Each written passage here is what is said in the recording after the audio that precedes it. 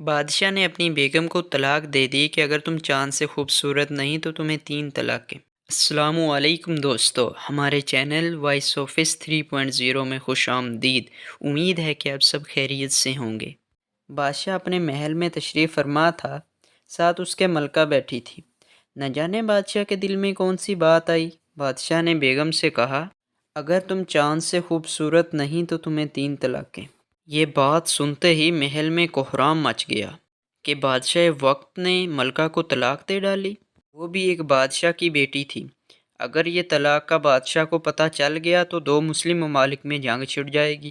دنیا بھر کے علماء اکرام کو جمع کیا گیا اور اس مسئلے سے آگاہ کیا گیا۔ علماء اکرام سر جوڑ کے بیٹھ گئے، بظاہر انہیں ایسا کوئی حل نظر آ ہی نہیں رہا تھا۔ اگر دیکھا جائے تو دنیا میں رہتے ہوئے کوئی کیسے بتا سکتا ہے کہ چاند زیادہ خوبصورت ہے یا ملکہ؟ اب تمام علماء اکرام نے یہ فیصلہ کیا کہ طلاق ہو چکی ہے، کیونکہ بادشاہ نے اکٹھی 3 طلاقیں دے ڈالی۔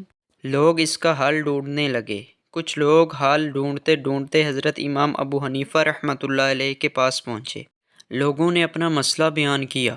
حضرت، بادشاہ نے اپنی بیگم کو یہ کہہ کے طلاق دے ڈالی کہ اگر تم چاند سے خوبصورت نہیں تو تمہیں 3 طلاقیں۔ حضرت آپ بتائیے طلاق ہو گئی یا نہیں؟ تو حضرت نے فرمایا کہ طلاق نہیں ہوئی۔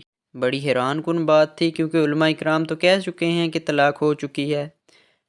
تو امام ابو حنیفہ رحمۃ اللہ علیہ نے ارشاد فرمایا، آپ فرماتے ہیں کہ یہ میں قرآن سے ثابت کروں گا طلاق نہیں ہوئی۔ آپ نے فرمایا کہ آپ نے قرآن پاک نہیں پڑھا کہ اللہ رب العزت فرماتا ہے لَقَدْ خَلَقْنَا الْإِنسَانَ فِي أَحْسَنِ تَقْوِيمٍ۔ اس کا مفہوم یہ ہے کہ انسان کو بڑی ہی سونی صورت والا بنا کے بھیجا گیا ہے۔